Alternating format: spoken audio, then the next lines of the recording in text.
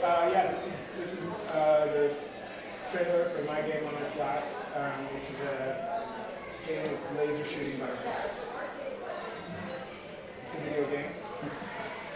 Is it inspired by the botanical gardens?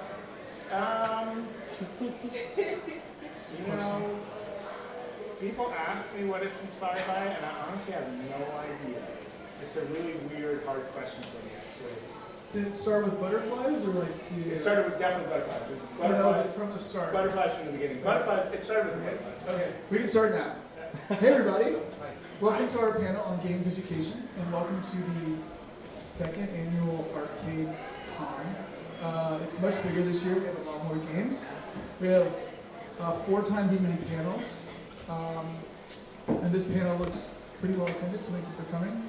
Thank you for CultureHub and LaMaMa for letting us show off cool games.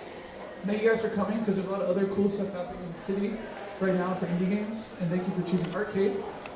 Playcrafting is from tomorrow, as are we. And shout out to No Quarter as well for going on. And you can leave early here and go there, or stay here and play more games.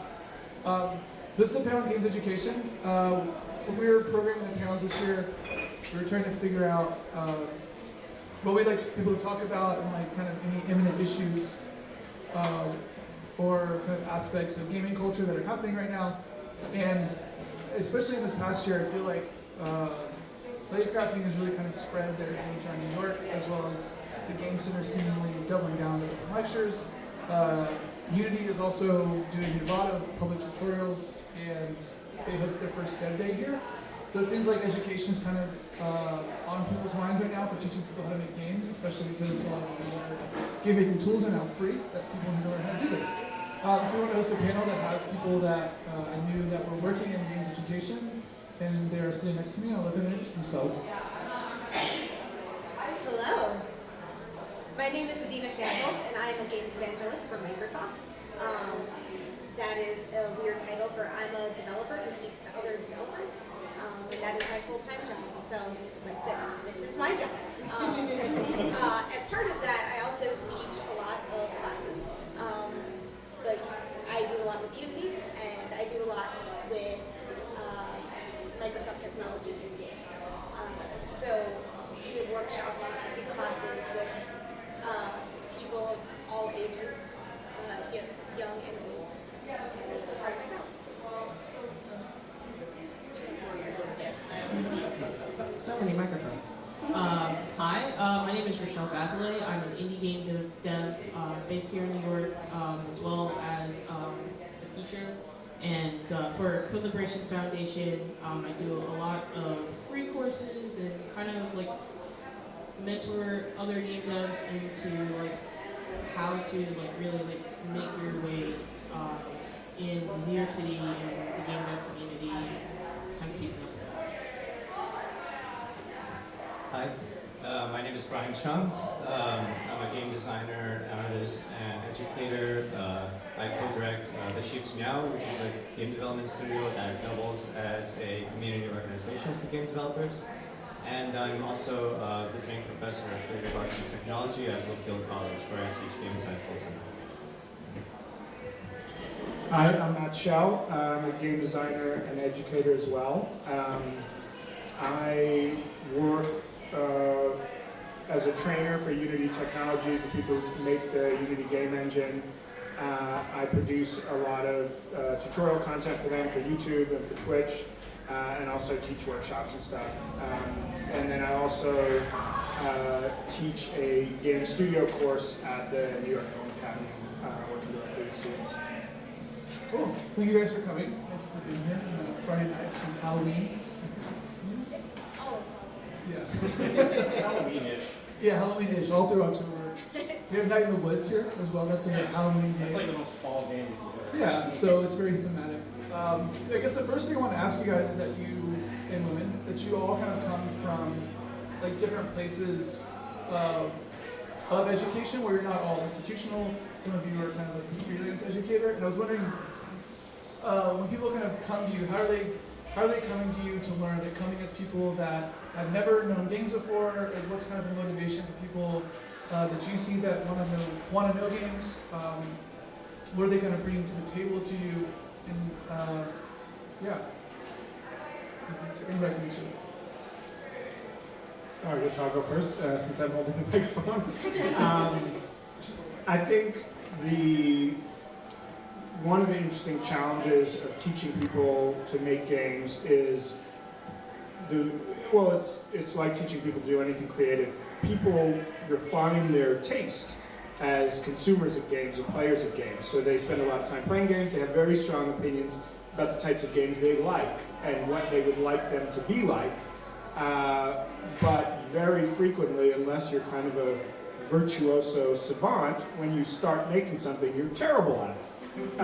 And so there's this huge gap between the terrible thing that you make for the first time and the really beautiful, exciting thing that you spend hours and hours playing and having ideas about. So working with people to get over that first hump and try to kind of provide some early wins and get a little momentum going so they can get through that mostly painful part of the process is interesting and challenging. I totally agree. Something I tell my students is that the first several dozen games that you make will just be trash.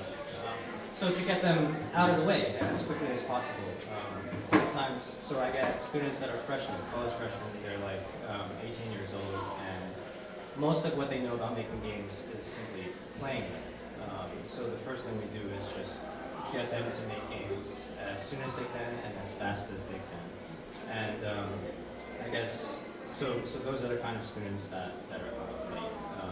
And what's interesting about what I get to do is see how they develop over the course of years, as it's an undergrad program. So that's really cool to see them start and then years later see how they develop and work on that.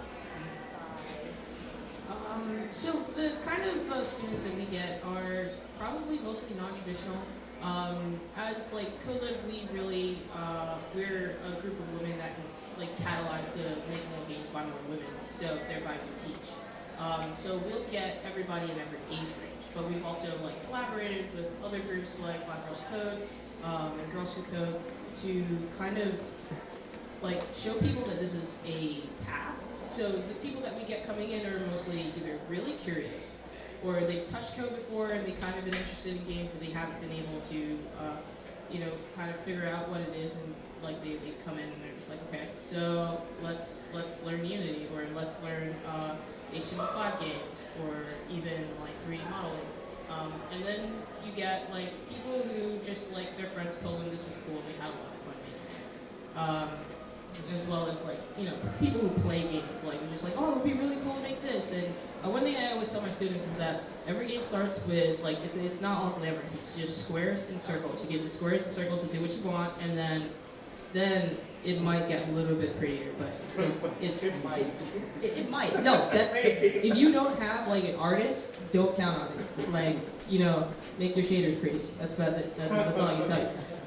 But it's more about like showing them that it's possible and how to get through that first phase, like you said, where it's really hard, and that gap in between what you want to make and what you feel like should be a game, or the games that you have interface with are totally far apart.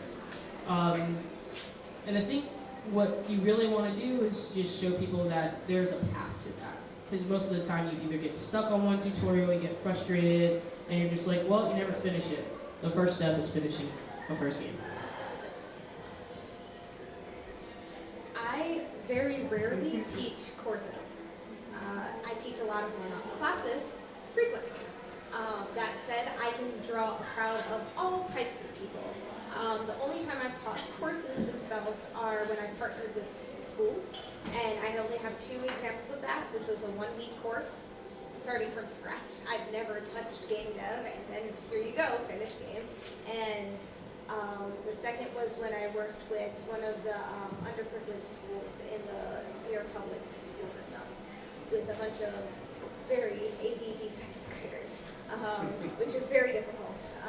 But most of those kids walked away with like a finished game, but in that scenario, we all made the same game. there was very little room for creativity, only because I could barely get them to like focus on doing it during the day. A lot of that like development came in the last 2 weeks, and I'm like, hey, you're getting up in front of your peers and talking about this, and they're like, oh no, we gotta actually like do this thing, and then there was scrambling. With everything else, most of the people that I get, want to be there for 2 hours to learn something new, and in that case, I try to let them create a finished product with the skills they have. And in the case of the 1 week course where I had with students, we cut corners.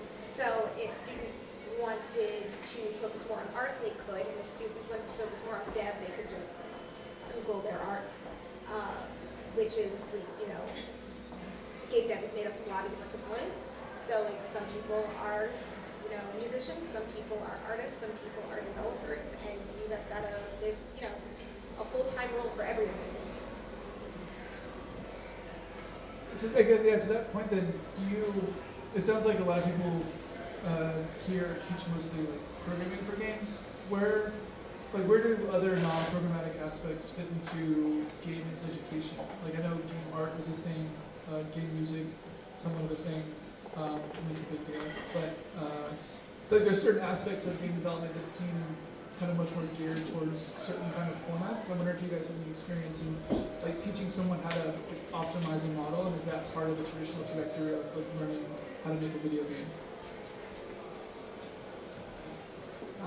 So one way that I approach it is really showing people that game developers aren't all programmers, and you don't have to be a programmer to become a game developer. Yes, you need to understand code, but it's really more about being able to communicate with people who have different specializations. You're going to meet somebody who's great at music. You're going to meet somebody who's great at art, or mathematics, and really making technical models, which is also pretty amazing. You're also going to meet someone who has to run all of this stuff and do the admin things. That doesn't make you any less of a developer, and you really have to just find your strengths and find what you're good at, and that's where you start to bring the I guess a natural skill set, because everybody has the ability to be creative and to create, but you just have to find what's unique to you and then run with it. So I think it's kind of funny. Because this is my job, I do primarily teach development.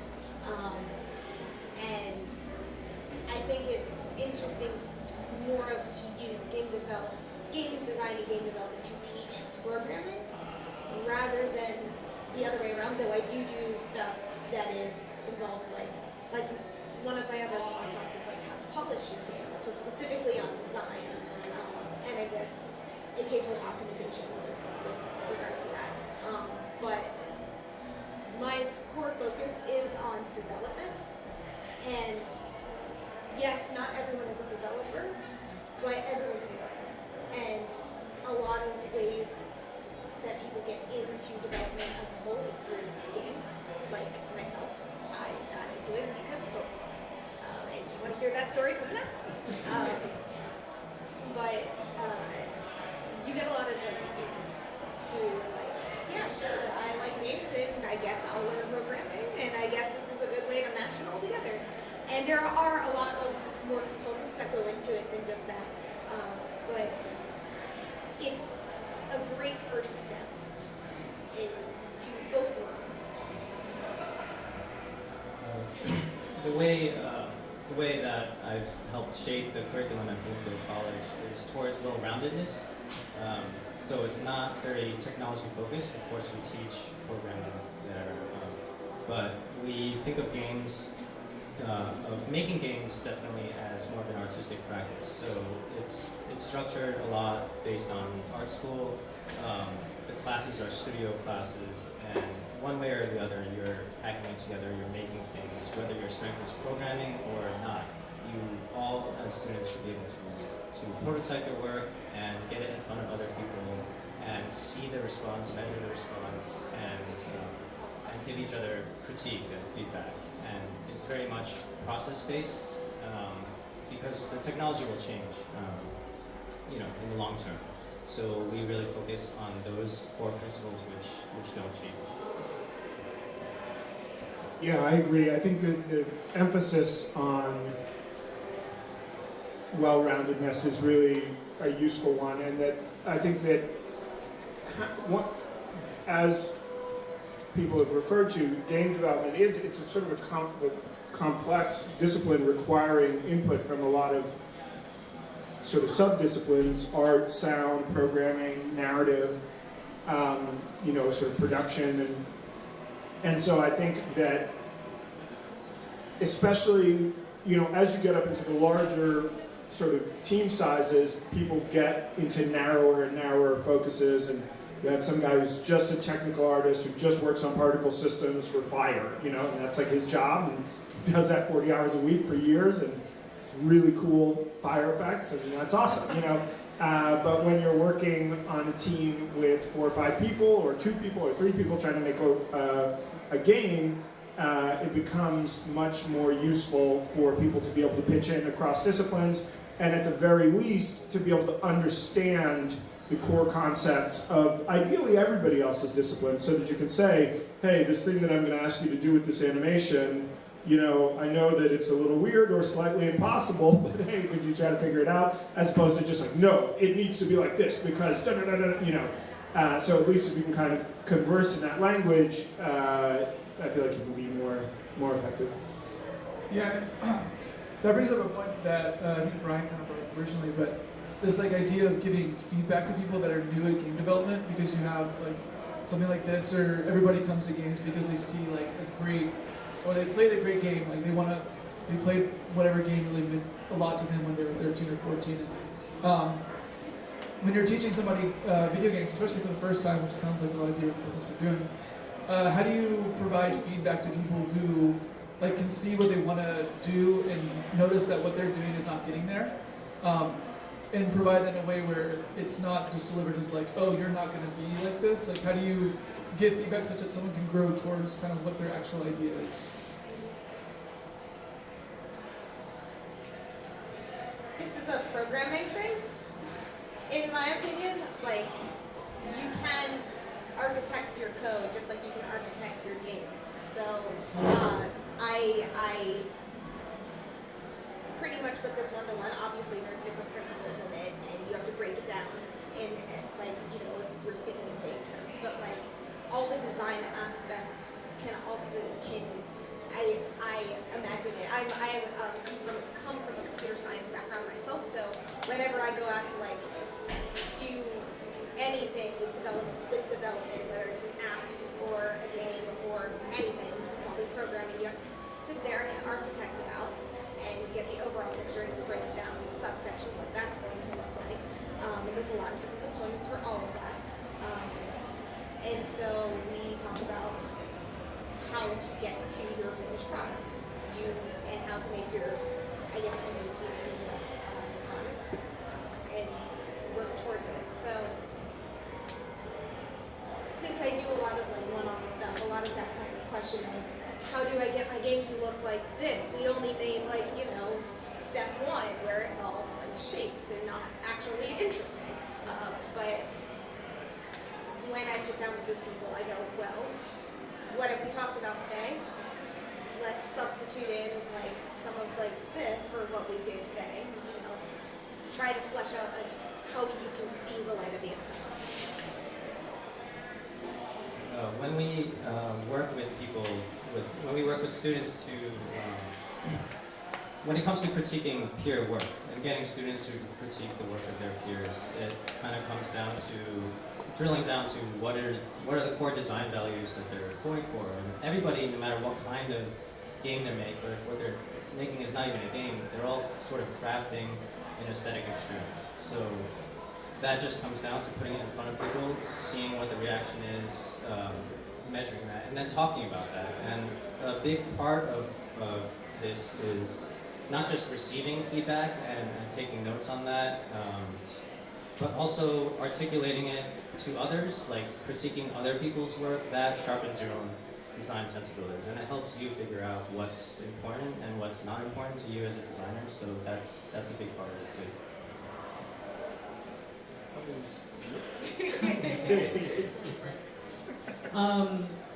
For me, I kind of want to kind of touch on a little bit of design, because I also come from a computer science background, but it's also important to get people to think of games in a design mindset, where you have to have them develop the language to be able to give the feedback and really foster that communication throughout development. So that way, if I'm teaching someone how to make a Pac-Man game, and I'm like, okay, so what part of this mechanic will make it better? Is it slow? Does it feel off? How does it feel off? Get people to describe exactly what, actually articulate what's bothering them about the subject, so that they can give positive feedback and not just well, I don't like it, which is really not very constructive and really I think kind of puts roadblocks, and a lot of people are used to that kind of feedback. So I guess fostering that healthy communication, as well as learning how to internalize all of that information. Yeah, I wholeheartedly agree with those points, and I think that going back to a point that Brian made earlier with the emphasis on making a lot of work, I think that one of the things that I like to try to do with my students, especially if I'm working with them for a period of time, is to just speed up the process as much as possible so that nobody can get too emotionally attached to any given piece of work. Because when you work on something for a long time, it kind of grows in size in your mind, and it feels important, and maybe this work reflects on me, and if this work is terrible, maybe I'm terrible, and maybe I shouldn't be doing this, and people get very emotional, and I mean, as anyone does. And so speeding up the development cycle and working quickly, it gets much harder to develop that kind of attachment. And I think this goes for people both in education and in your own personal creative practice. Just working quickly and not obsessing over things is really helpful, and avoids, if you work on something for a week and it kind of sucks, it's okay, whatever, we're going to make another one next week, and it's not really a big deal. And if somebody says it sucks, it's not going to crush your world. Obviously, ideally they would say something better than it sucks, right? But sometimes you do just make stuff that sucks, and that is a part of the reality of making creative work, and being okay with that, and just saying I made an attempt and it wasn't successful, and that's not the end of the world, and we're going to keep going and do something else, so. Yeah. Just tell people, make really bad games until you make good games. That's really where it starts. You just your first game is going to be bad, no matter what. Your first game jam, your first hackathon, your first book. Yeah. Possibly. No, you think about it. Think about all the people who make great narratives. The first one is, okay, everything that you make will be built on top of, and it's really about building a solid foundation and learning how to move on from that. It doesn't have to be perfect, just finish it. So I know my answer to this question was purely focused in dev, and I think one of the interesting things that distinguishes games from development is that, well, if you think about any app and anything that's just pure development and not games related, developers are not necessarily UI UX designers. There was, okay, I definitely expected some sort of audience reaction to that, because we've all used apps where we're okay, this button doesn't work. I don't understand what this app is supposed to do. Who designed this? Anyone watch Silicon Valley? Yeah. Okay. My fellow panelist gets it. But the thing about games is you can't release a game with that mindset. You need that fine tuning in order to make it work. You can release an app and just be finally get you can write all the tests you want to make sure your app actually works, and then release it and then be okay, we could do a little bit better on this tuning. Have you ever remember Facebook? Oh my god, did anyone use Facebook when it first came out? It was awful. It sucked. We were all no, I'm staying with MySpace. Right, well look at it now and look at it compared to what it started with. You can't do that in a game. You can't make your game first version of this to beautiful architected version of this. It just doesn't work. So I guess that is the main missing factor of the 1-to-1 comparison. just to continue off of that, that's actually like one really big roadblock for early students. Is they want to work on this more and more and polish it more and more before showing it to somebody, before having somebody play it. And that's kind of a big thing to break down really early on. You know, get used to showing it before it's finished, when it's sloppy, when it's really rough, and to make yourself vulnerable, right? By showing something that you don't think is ready yet, because otherwise it'll just take forever. No, I think that is such a, especially with games. Anybody who's made a game, especially if it's something you care about, and if you're willing to sort of work hard on something, it probably is something you care about. Know, if you've ever had this experience of putting your game in front of players for the first time, it's incredibly painful. It's so hard to do. It's embarrassing, and they play it completely wrong. They do all the wrong things, and they don't know which way to walk, and it's shocking. It's you know how to play it, and you put it in front of them, and they're just doing everything wrong, and it hurts really badly. And it's way, way better to get to that point a week into development than a year into development. And I say this from very painful personal experience. It sucks! It sucks so bad. But that impulse to say, oh, this is just a prototype, it's really early, it's just a bunch of squares jumping around, and it's not ready for anybody to see, or you're embarrassed, or you're not sure if it's any good, or whatever. Honestly, those feelings never really get much easier, and so showing it early and figuring out, like, oh, everybody always just runs to the right when you want them to run to the left, and you need to put a sign there to say run to the right, or whatever. Terrible example, but getting that feedback early in the process is super, super valuable. I think just like to kind of keep going off that, how do you guys find, how do you teach your students like where and how to seek feedback? Like outside of potentially just doing a single class, like I guess for you, especially Adina, if you're just teaching single classes, is there like a place where people go to kind of get feedback? Do they like email you builds of their game, or like how do you kind of tell people that part of making a game, as Matt seems to be saying, is getting feedback from other people that have some knowledge maybe about what the game should be or could be? It's a really interesting question. I don't provide a lot of that support structure to continue that development. I guess a lot of what I do is inspiring, taking those first steps. And I haven't had a lot of experience with people coming back to me. I have had some, but not a lot, I'm sad to say. And that's probably because I don't do a lot of advanced stuff yet. It's coming.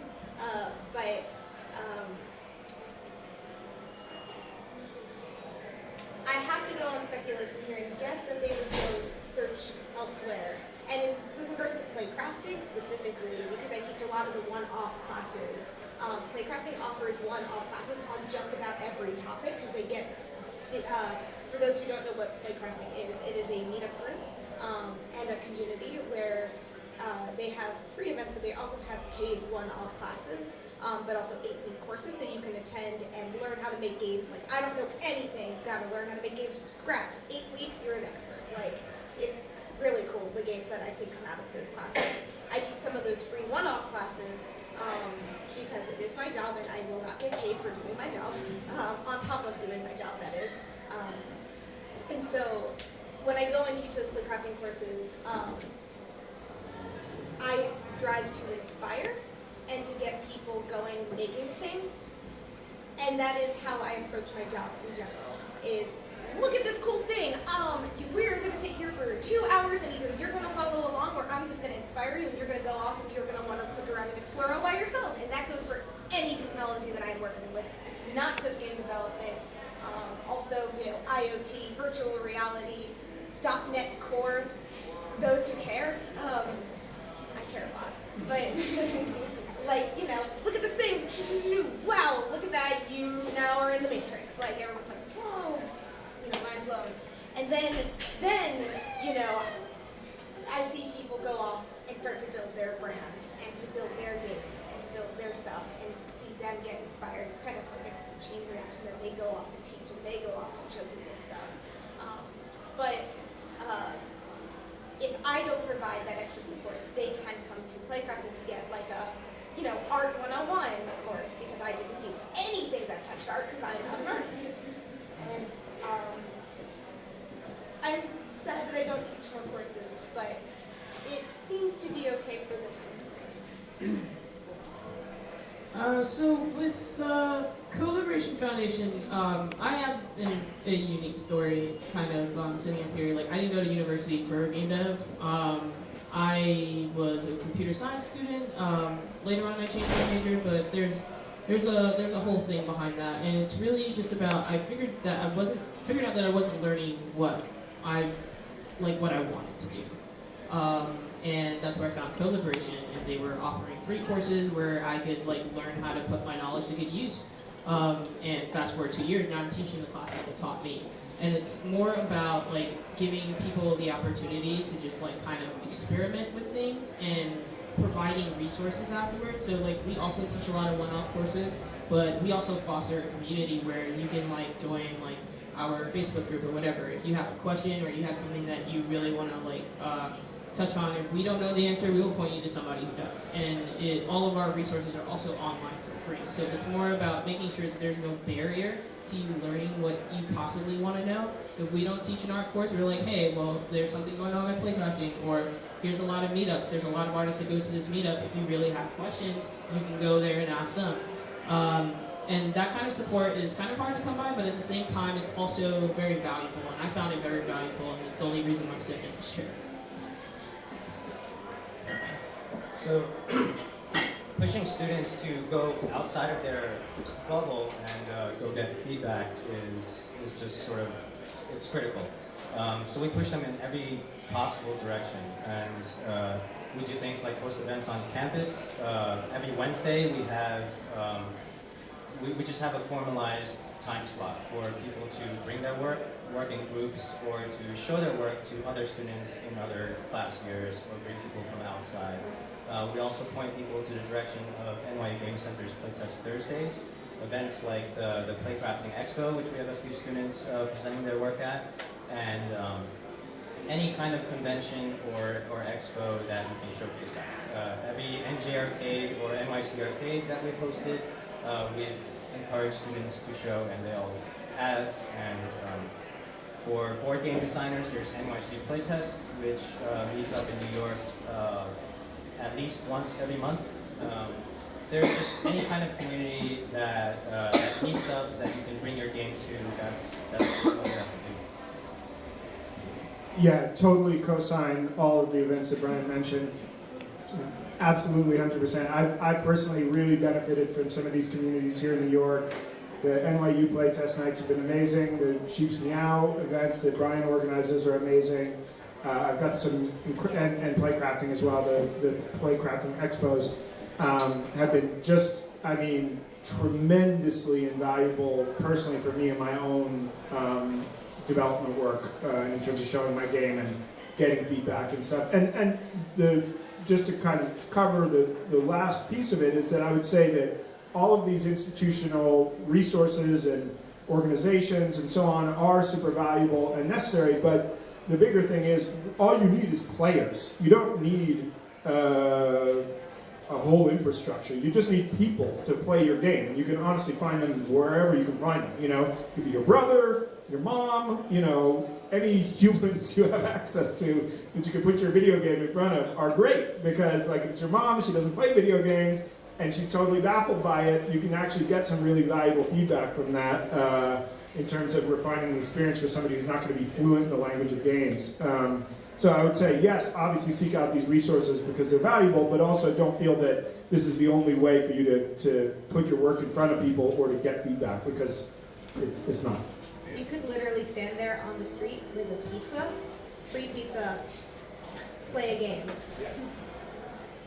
It actually, you know, you will get like random strangers playing your game. You have no idea what their background is, which is better, almost better than going to an institutional game thing that attracts gamers and game devs. That's a very specific kind of player that that's going on here. You'll get artists, you'll get game devs, you'll get gamers, and those people kind of inherently probably like games. Your mom might be confused by games, like my mom was when she tried to play my game. I don't understand. I pressed the X and the game disappeared. I'm like, you're supposed to press close. It literally says like go back, like text and dialogue. But it was a great piece of feedback. Like, wow, my UI is pretty broken. The most useful playtesters are very young children. They don't understand anything you're telling them. They don't listen. They don't read anything. They don't read the instructions. Yeah.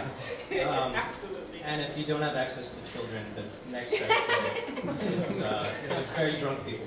I have an army of small children I can send you. Yeah. Also, as like a person, like I used to teach middle school like video game design, and they have no patience. One of my first students was just like, so I want to make games and I want to make Chicken Simulator, and I was like, what? Like, you do know we can't like wait, hold on. Chicken Simulator? And he was like, yeah, and then you get to like, the chickens can fly all over the place and knock people over, and I was like, he had like an entire list of details, and I was just like, but just play the thing, and he was like, They really kind of just, they have really short attention spans, and they really don't care about your game. So like while you're sitting there like kind of dying inside, like please play the thing, please go in the right direction, please don't try to break it, they will sit there and try to break your game, which is really, really good. You want people to break it before you put it out there, trust me. Yeah. I think we're about out of time. I was open up to the audience if you guys have any questions, maybe like one or two for anybody on the panel. Hi. First of all, everything you said has been extremely insightful. I really appreciate just 4 different perspectives. This is really, really great. So right now I teach 3rd grade in the public school, and just even today, we were messing around with programming, and so one of my students got up Scratch. As a programming thing, and to be honest, I don't know shit about it. But I wanted to know from you guys, what do you think would be a great platform for, especially students, he's someone who's technologically savvy, and maybe students who are not. Some of you guys are talking college or freshmen and middle grade, but for the elementary school students, where do you think is the best place for them to start to get interested in programming and things like that? Just for the camera, the question seems to be, if you have a really, really young student, what's kind of the best platform or program to get them involved making video games? Yeah, especially video games. Especially video games in general, come to you as well. Yeah. I work with people of all ages. I love this question. So yes, Scratch is great. Are you familiar with Scratch at all? I am today. As of right now, it's building blocks. Yeah. Everyone knows building blocks. It's 3-year-olds can do building blocks. So it's really, really basic logic, which is the fundamentals you need for programming is logic. So game design, honestly, you want to teach game design? Pencil and paper. That's it. That's all you need. Start from don't even throw away your computer. Chuck it right out the window, pencil and paper. Design a game. Board games are a pretty good place to start with that because you have to think critically about the game that you're about to make. And even if you are going to do a video game, you really should start with pencil and paper to design out an architect. It gives you a chance to slow down and actually think about what you're doing before you get there and start the code and realize that you're going to make absolute crap. You have no idea what you're doing. You have no direction and your story makes no sense. And what is that art? You drew a squiggle. This is what my professors told me at beginning comp science wheel, and it works very well for children. Something also similar to that. For my students, we definitely did pen and paper first, and it was more about I basically broke down a game that they all know. I used the Pac-Man example, and I was like, okay, let's redesign Pac-Man, and we had 5 groups of kids just literally completely redesigning. I was like, here's 2 mechanics. Now you know what they are. You know how they work. Make a game. And we had multiplayer Pac-Man. We had a turn-based Pac-Man. like infinite runner, like it got really cool. On pen and paper, they were able to do it. It was just like, okay, so you have to roll the dice really fast. But it's really constructed. Like you want them to think like game designers and developers, and that like just foster that thought process first. Because once you put code in front of them, one, they might shut down. Like automatically, it's just this is a lot. This is a lot. I just did all of this all day. I don't want to do it again, right? They do get fatigued. So I guess one of the best things to do is to really make sure that your content, like everything that you're teaching, has like an end point. Like here's like a little, like we learned this one thing, this one concept today. Here's a game that does that, and make that tiny little game. It could be Pong, right? So it doesn't necessarily have to be very like code heavy, but as long as you get that thought process going, once they touch the code, they won't just be like, oh well, what's the variable? Why do I need that? They'll know, like kind of like, okay, so I need this to be my character, and that's what that is. And I need to move my character, and that's kind of like where it starts. Also code.org, and Our code, right? yeah, that too. Yeah. If I can remember the other two websites that my kids were like, well, I want to use this one, and I'll get back to you. And I'm going to cut it there just because we're running on time. Everybody will be hanging around after the panel as well. I think we have another panel right after this on games journalism. So thank you guys for coming, and we'll see you here in 5 minutes.